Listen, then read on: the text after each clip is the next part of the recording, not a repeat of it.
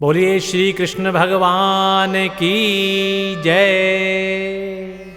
बोलिए वासुदेव श्री कृष्ण भगवान की जय। प्रिय भक्तों, आइए हम आपको सुनाते हैं श्री कृष्ण चरित्र अथ श्री कृष्णम चरित्रम। प्रिय भक्तों, थोड़ा ध्यान करें। श्री कृष्णम शरणम मम, श्री कृष्णम शरणम मम, श्री कृष्णम शरणम मम, श्री कृष्णम शरणम मम। बोलिए श्री कृष्ण भगवान की जय। कन्हैया, श्याम, गोपाल, केशव, द्वारकेश या द्वारकाधीश, वासुदेव आदि नामों से भी उनको जाना जाता है। कृष्ण निष्काम कर्मयोगी, आदर्श दार्शनिक, स्थित प्रज्ञ एवं दैवी संपदाओं से सुसज्जित महान पुरुष थे। उनका जन्म द्वापर युग में हुआ था। उनको इस युग के सर्वश्रेष्ठ पुरुष, युग पुरुष या युगावतार का स्थान दिया जाता है। प्रिय भक्तों, भगवान श्री कृष्ण हमारी संस्कृति के एक अद्भुत एवं विलक्षण महानायक हैं।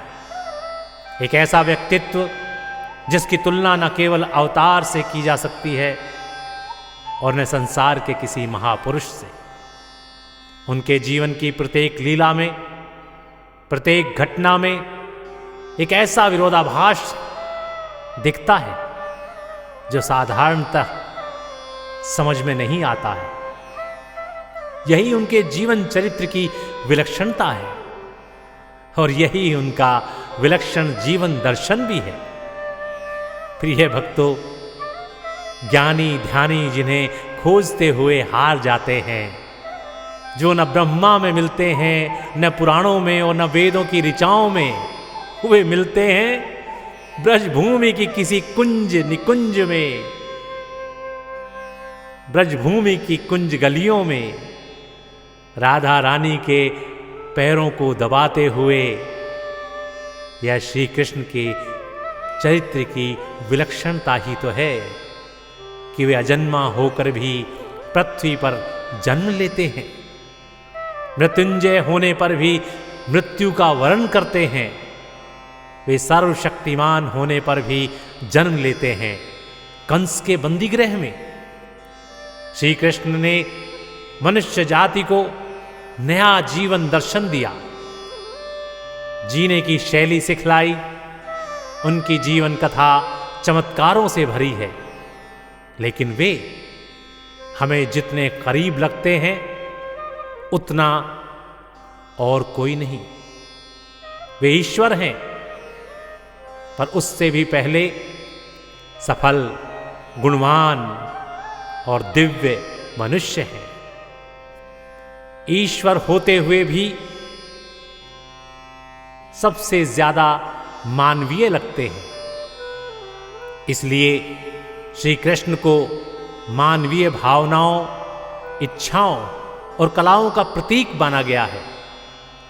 वे अर्जुन को संसार का रहस्य समझाते हैं, वे कंस का वध करते हैं, लेकिन उनकी छवि एक सखा की है जिसे यमुना के किनारे ग्वालों के साथ शरारत या गोपियों के साथ रास रचाते देखा जाता है।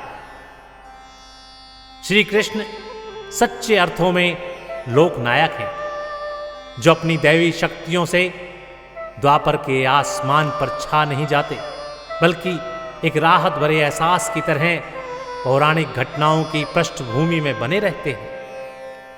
दरअसल श्री कृष्ण में वह सब कुछ है जो मानव में है और मानव में नहीं भी है। वे संपूर्ण है, तेजोमय हैं, ब्रह्म है, ज्ञान है। इसी अमर ज्ञान की बदौलत उनके जीवन प्रसंगों और गीता के आधार पर कई ऐसे नियमों एवं जीवन सूत्रों को प्रतिपादित किया गया है जो कलयुग में भी लागू होते हैं। जो छल और कपट से भरे इस युग में धर्म के अनुसार किस प्रकार आचरण करना चाहिए, किस प्रकार के व्यवहार से हम दूसरों को नुकसान न पहुंचाते हुए अपना फायदा देखें, इस तरह की सीख देते हैं। जन्माष्टमी के अवसर पर हमें उनकी शिक्षाओं एवं जीवन सूत्रों को अपने जीवन में अपनाना चाहिए।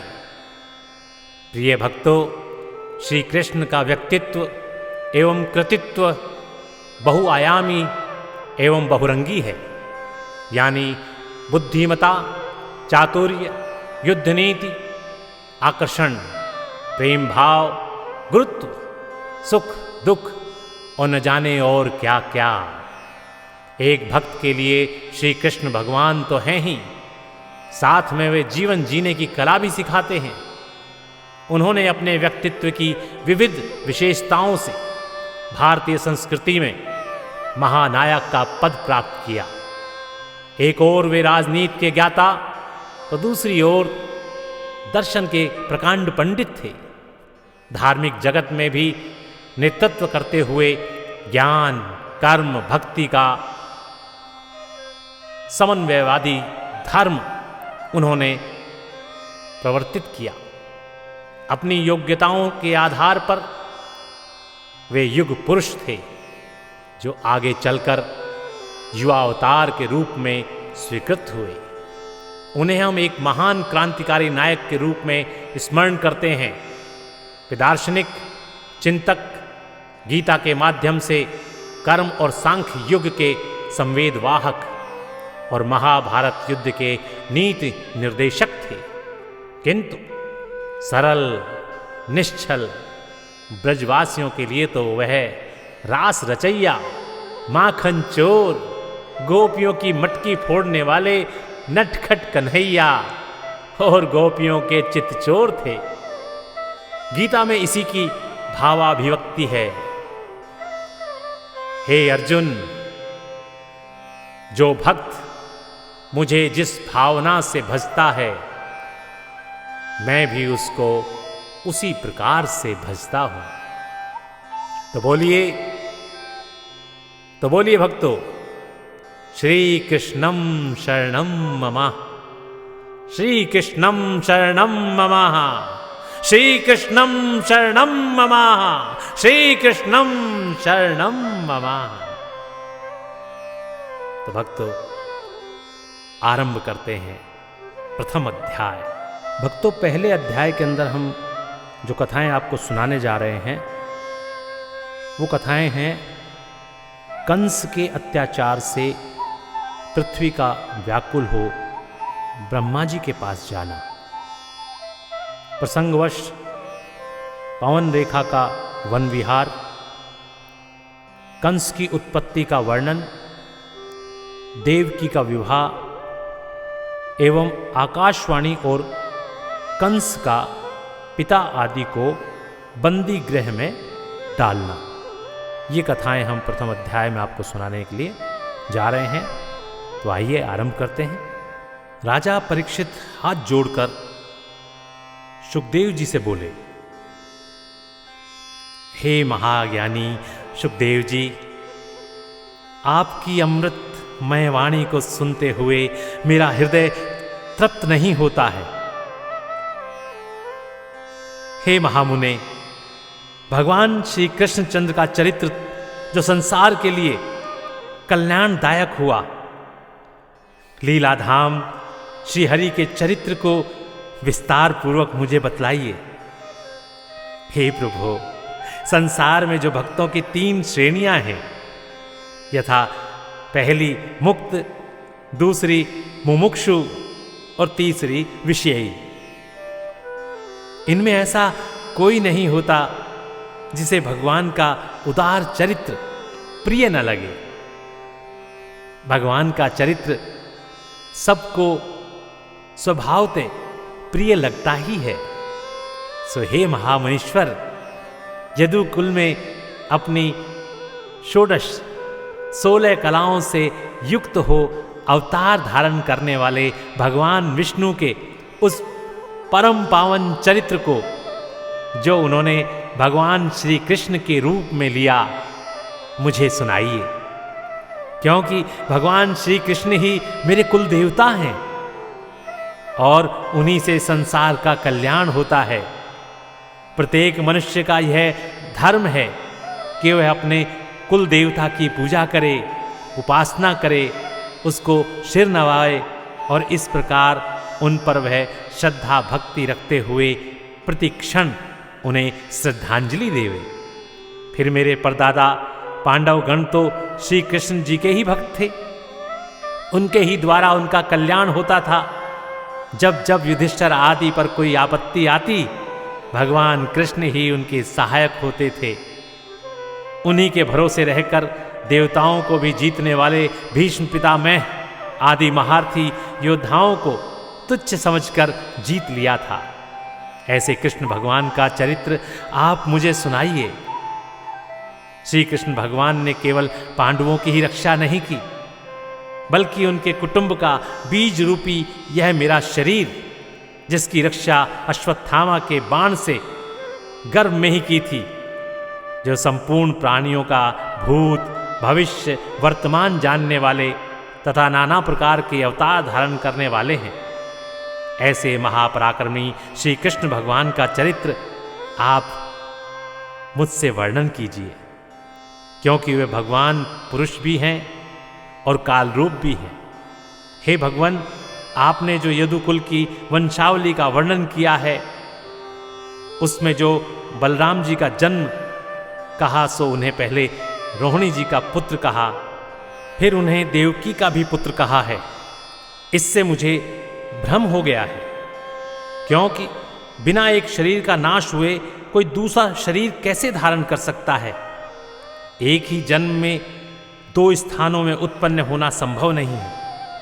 एक उत्पत्ति में वे दो माताओं के पुत्र कैसे हो सकते हैं?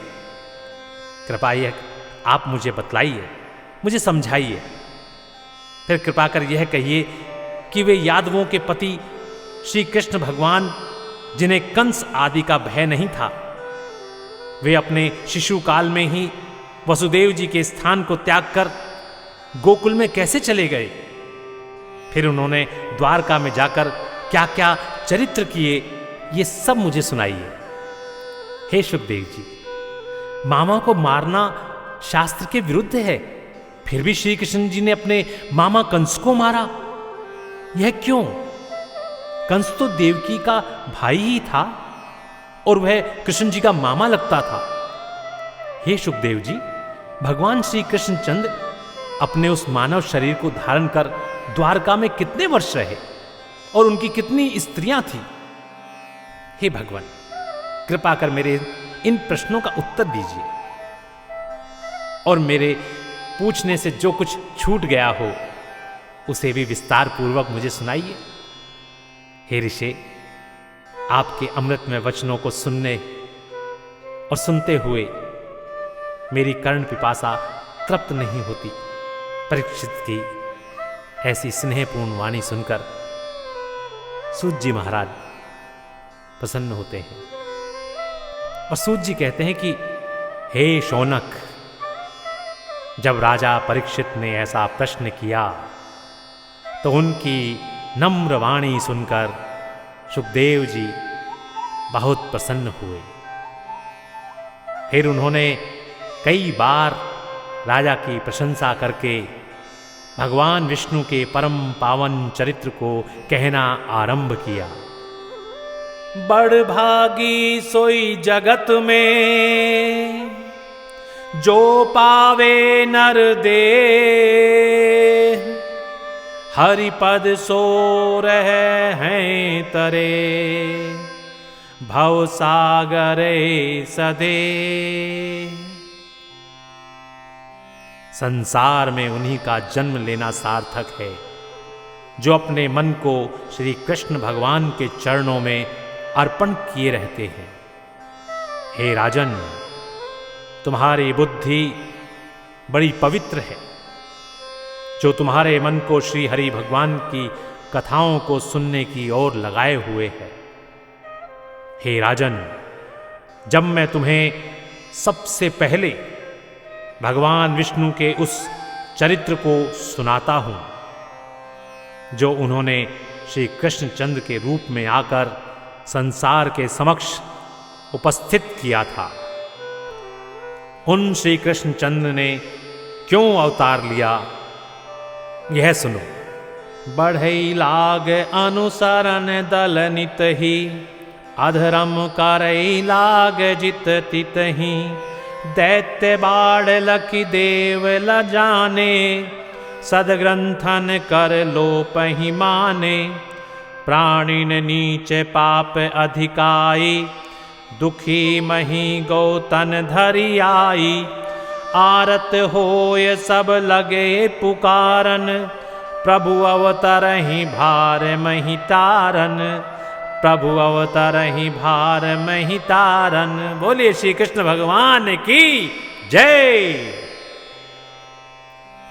हे राजन, जब राक्षसों का समूह मदोन्मत्त हो राजाओं की समानता करने लग गया, उसके समान रहने सहने लग गया, उससे दिन दिन उन्नति अर्थात उनके वंशजों की वृद्धि होने लग गई। और इस प्रकार वे जब जहां तक बढ़ गए कि उनके भार से, उनके पाप चरणों से और उनके बांधुओं के नृशंस अत्याचार से धरा व्याकुल हो गई, तब मारे भय के वह कांप उठी। गौ बड़ी सीधी और डरपोक होती है और इसी कारण उस पर कोई हाथ नहीं उठाता। यह जानकर वह अपने गौ रूप में रोती विलपती भगवान विष्णु की ओर चली। अहो, उस समय उसकी आंखों से अश्रुओं की धारा बह रही थी। तब वह इस प्रकार विष्णु की शरण में जाते हुए भगवान ब्रह्मा से जा मिली। ब्रह्मा जी ने पूछा तो उसने कहा, हे प्रभु, क्या पूछते हैं? मेरा दुख असीम है। आप तो स्वयं अंतर्यामी हैं, आपसे तो कहना ही क्या है। आप तो घट घट को जानने वाले और सारी सृष्टि के नियंता ही है। असुरों के अत्याचार ने मुझे व्याकुल कर दिया है, अब सहा नहीं जाता। ब्रह्मा जी ने कहा, ठीक है, चलो मैं भूतनाथ महादेव के पास ले चलता हूं। वही उनके स्वामी भी हैं, पहले उनसे परामर्श कर लेना चाहिए। पृथ्वी और ब्रह्मा दोनों महादेव जी के पास गए। महादेव जी क्षीर समुद्र के तट पर बैठे हुए श्री हरि भगवान के ध्यान में निमग्न थे। उन्हें पहले ही से असुरों का अत्याचार खल रहा था। तब उनकी समाधि में भंग न पड़े, इस विचार को समझ उन पितामह ने स्वयं वैसे ही ध्यान लगा लिया। बेचारी पृथ्वी भी भगवान के ध्यान में निमग्न हो उनकी स्तुति करने लगी। न जाने कितने समय में ब्रह्मा जी की भक्ति से मनोरथों को पूरा करने वाले भगवान के आशीर्वादात्मक कुछ वचन सुनाई पड़े। समाधि में ही उन्हें देववाणी का ज्ञान हुआ। फिर उन्होंने झट समाधि भंग कर और जागृत अवस्था में आकर देवताओं सहित गौ रूपधारी पृथ्वी से कहा, अब तुम लोग बिल्कुल निश्चिंत हो जाओ। भगवान ने मुझे अपनी अमृतमय वाणी में बतलाया है कि मैं पृथ्वी के दुख से दुख को बिना कहे ही जान गया हूं। अतः जैसा श्री हरि ने मुझसे कहा है वैसा तुम लोग मुझसे सुनो, ऐसा महादेव ने कहा, और उसके अनुसार काम करो। इसी में तुम्हारा कल्याण है।